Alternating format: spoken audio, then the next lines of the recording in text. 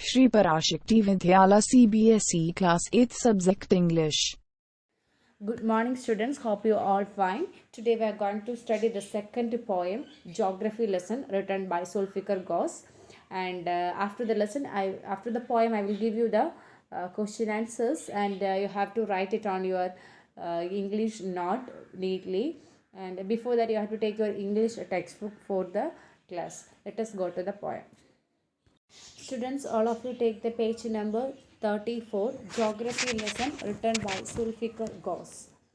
Can you imagine what your city would look like if you saw it from the 10,000 feet above the ground? Can you imagine that? It must be neatly planned and perfect in proportion like a geography design. It would strike you as something very different from what it actually is while you are in the thick of it. Here is a poet descriptions of just such a view of city and some questions that come to his mind. Let us go to the poem.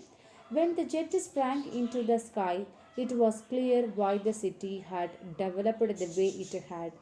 Seeing it scaled 6 inches to the mile, there seemed an inevitability about what the ground had looked upside,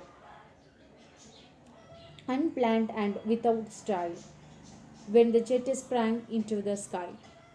When the jet reached 10,000 feet, it was clear why the country had cities where the rivers ran and why the valleys were populated.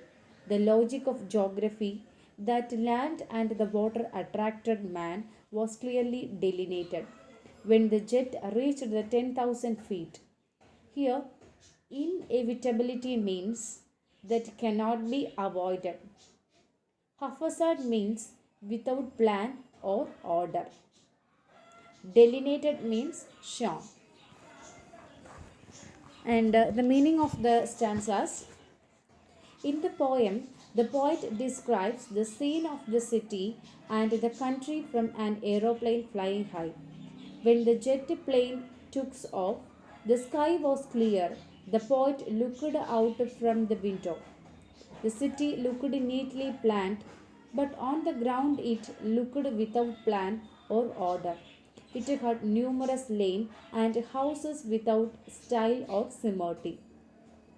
When the aeroplane flew at second stanza, when the aeroplane flew at a height of 10,000 feet above sea level, he looked below and realized the logic of geography. It became clear to him why the cities in every country are situated on the river bank.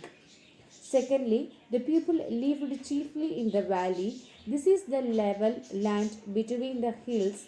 Land and water are primary needs of life. They attracted people. Third stanza. When the jet rose 6 miles high, it was clear the earth was round and that it had more sea than land. But it was difficult to understand that the men on the earth found causes to hate each other, to build walls across the city and to kill. From that height, it was not clear why. Here, the last stanza. When the plane rose as high above the ground as 6 miles, the earth looked around. It had more water than land. The poet understood the reason why it was so, but he could not see any logic behind the divisions of land and raising the walls of bricks and mortar, and why the people went madly after one another thought. Here, full of the summary is that in this poem, the poet describes the scene of the city and the country from the aeroplane flying high. When the jet plane looked off, when the jet plane took off, the sky was clear. The poet looked out from the window. The city looked neatly planned, but on ground it looked without plan or order.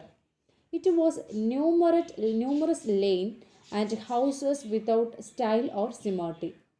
When the aeroplane flew at the height of 10,000 feet above the sea level, He looked below and realized the logic of geography. It became clear to him why the cities in every country are situated on the river bank. And secondly, the people lived chiefly in the valley. This is the level land between the hills. Land and water are primarily needs of life. They attract the people. When the plain rose as high above the ground as 6 miles, the earth looked around. It had more water than land. The poet understood the reason why it was so, but he could not see any logic behind the divisions of land by raising the walls, bricks, and hurdles, and why the people went madly after one another thought. This is the summary of the poem. I will give you the question answers of this poem. You have to write neatly in your English note. Thank you, children.